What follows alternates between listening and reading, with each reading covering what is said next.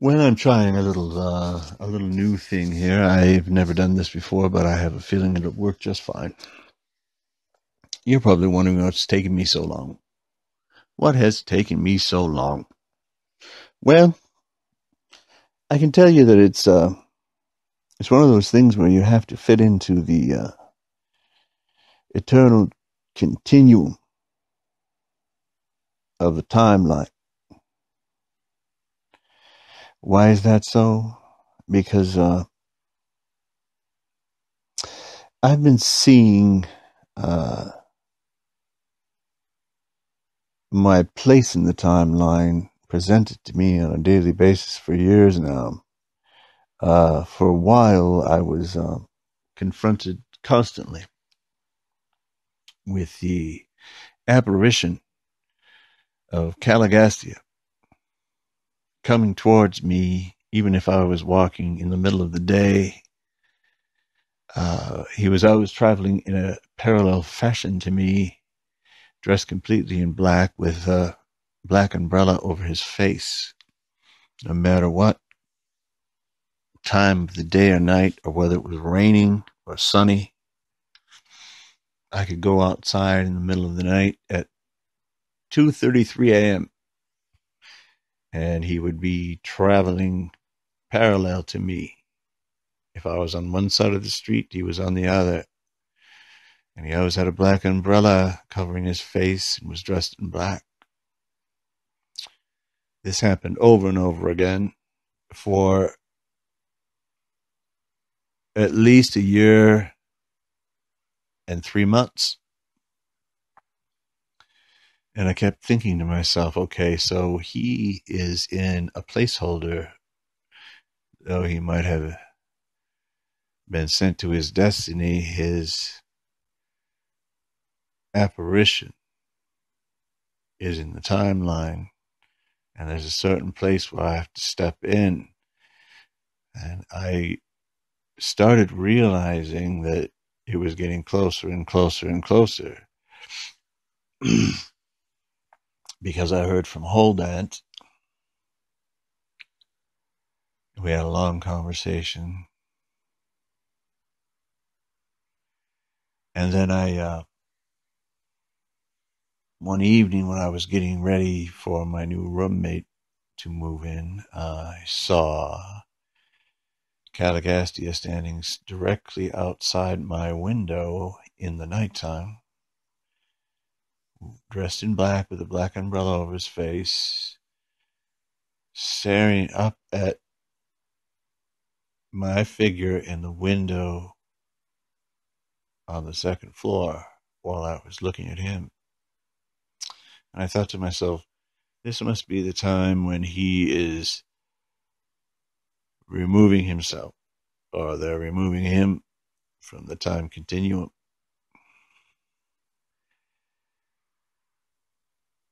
And very shortly after that, I started seeing Machiventa. First, I saw the old Machiventa coming towards me after I'd had a vision of him the night before. And I knew it was him. Then I saw him several more times. But in between those times, I saw people who had horizontal stripes on their clothes in the place where he'd manifested. And it was an apparition. It happened over and over again at a certain time, every day, in a certain place. And we never really interacted with each other because he's an apparition. You have to understand how these things are. But he was starting to take proximity towards me, and I was taking proximity towards him. And suddenly, I started having this experience in my being where I was reacquainting myself with my younger self, all the way back to the age of 14, I believe, or 15 in 1978, when I had my first experience with Javalier.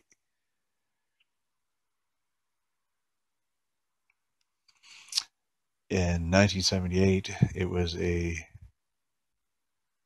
year that Machiventa as well was in the flesh.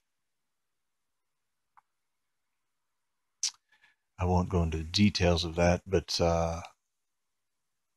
both of us are meeting each other. And so I had this experience where I was visiting my younger self and actually able to cleanse myself of all my detritus, the moment that I am right now to the moment that I was then. And it's very strange. When I was a younger lad at that time frame, I used to go to a office building to meet a girl who had fallen in love with me because she was dating a boy who looked exactly like me. And I said, yes, right, that's true, right, yes, I don't believe you. She was so astounded that there were two that looked so identical and spoke so identically and acted so identically that she wanted us to meet each other. So we met at this place, which I now work at, and I've worked there for several years. And I met this young man, and he was the exact replica of me, to the point where both of us were so astounded that we were almost completely bewildered. And it was interesting because I used to go to that office building to meet that girl and hang out with her, like little dates. I used to go to that office building all the time, cause all sorts of trouble, going up and down in the elevators, getting thrown out, getting barred from the building, and now I work there. You know, I always hire the hoodlum. That's what I'm thinking. So it's in that same building that I'm meeting Machiventa coming towards me, and he's getting younger and younger and younger every day. And and I'm feeling younger and younger and younger because I'm meeting with my younger self inside my being. And then suddenly one day I was walking outside the office building, and coming towards me was my younger self going into the building. And I was astounded. It was an apparition of me coming towards the building at around 1978, 79. And I was wearing the same clothes that I wore then and had the same haircut. It was astounding. So he went in the building. He even looked back at me, did a double take. So did I. But I knew it was going on because I had been going through that experience of regressing back to my younger self. So a few more weeks passed by, and suddenly Machiventa, the younger Machiventa, is passing me by in a parallel fashion almost every single day, no matter what time. I purposely would try to stagger my route and go different directions and at different times, and no matter what time I actually did anything or which direction I went, he still was walking parallel.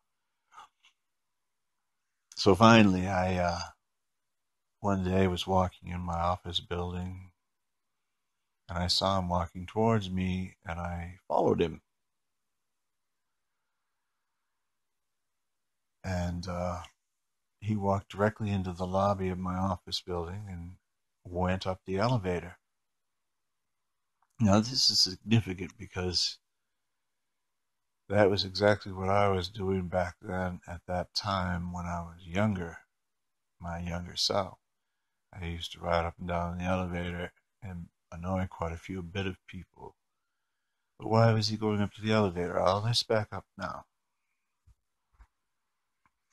He was going up in the elevator because when I went to uh, the father's detention sphere, having gone through the antechamber and being transported in a different, pure form to the father's detention sphere, I brought back with me the Watchers, who had been held there for so long.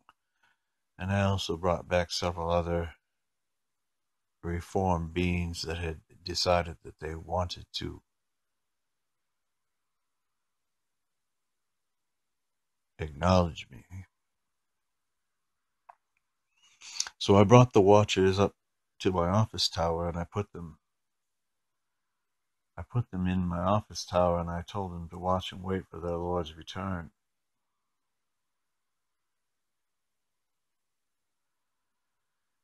And I do believe that it was not even 2 weeks after that that Machiventa walked into the office building and got in the elevator and went up.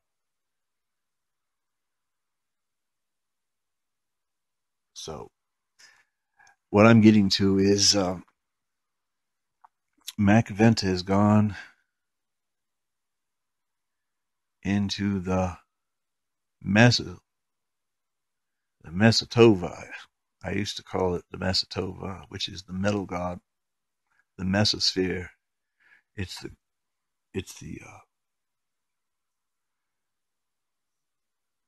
god that is in the mesosphere. Used to be full of all sorts of ridiculous echoes of inequities and stupidities and terrible hangout for rebellious personalities and aberrant energies, but those things have been eaten up by special beings that were created after the adjudication. In fact, they were part of the rebels that decided that they would try to be part of the answer and not part of the problem. They were based on if you really want to get rid of something, you have to ask the ones that are perpetrating it. I don't remember the situation. So that's what we did. And then we decided, well, it was the Most High that decided that, along with Paradise and the seven master spirits, that the best way to connect humanity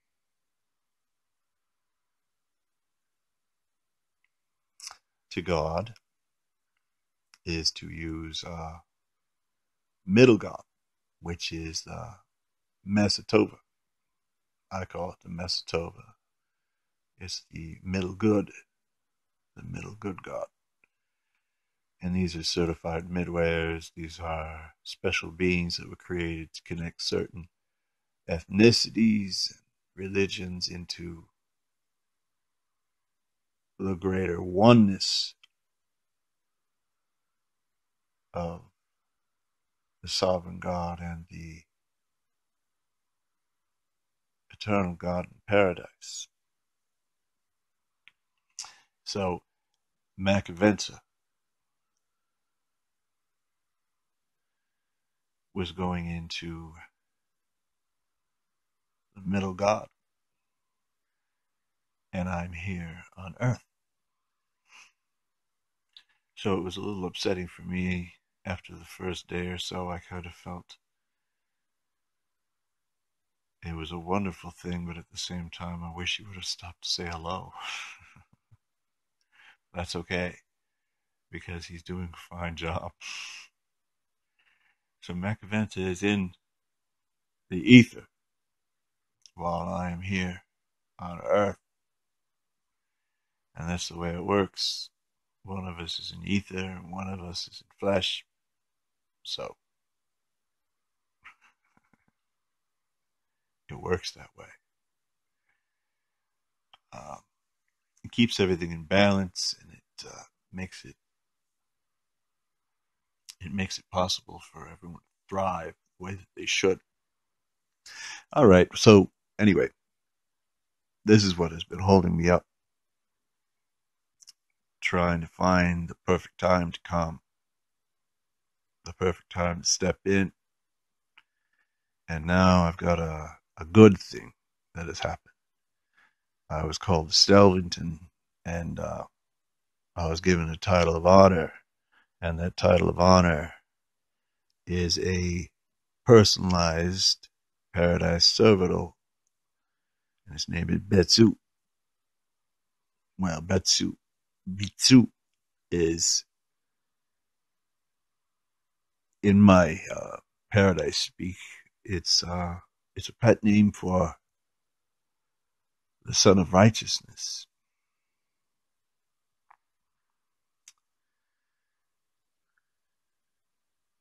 So what I'm saying is there's a different sense of power in my life and comfort and certainty, and I feel like all the things that are necessary for my coming have all fallen into place and are falling into place in the most beautiful way possible. So it's almost time. But for now, I'm marveling at how wonderful it is to feel like you have a tremendous comfort and friend in your life and you're integrated. My father and I are one. It's a wonderful, beautiful thing. And I'm reveling in that. And I'm doing everything I can to impart that to all the celestials, to the middle God, and to all creation. But you see, first you have to minister to the ones who minister to us to make sure that they're all okay, everything's good, and then they connect everyone from all points and all at once in the most specific way possible, according to ethnicity and region and all these different things, to make sure none are missing. And that's the best thing that we've ever had. So you wonder how change is going to happen. Change happens from within each person, every single person, all at once. And it's amazing. But this creation is going to be transformed.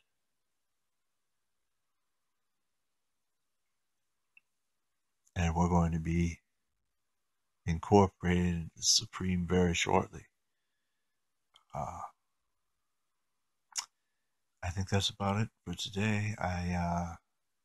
I'm so used to speaking to celestials and angels and taking care of the ones that are going to take care of all of us that it's hard for me sometimes to change my focus to everyone else, because you have to go with what's most effective. And we've got lots of good help. Good day.